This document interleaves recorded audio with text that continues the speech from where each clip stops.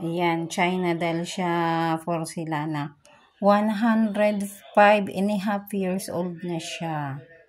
Pag sa market kaya, pag binenta kaya, to magkano na to? Ano? Kasi yung alaga ko mag 107 na siya ngayon. Renegalo to sa kanya. 1.5 years old siya. Kaya, di nasa ano na siya. 105.5 years old, oh. Pero buong buo pa siya, buhay na buhay pa. Medyo may mga crack-crack ng konti, pero iniingatan to ng, buti hindi tinatapon ng amo ko. Sa alaga ako to na matanda. Namatay na siya. Ayan yung manika niya, oh. Antik na, no? 100 years old na. Sa mga nagkukulik ng ano, may mga bumibili nito, mga ganito.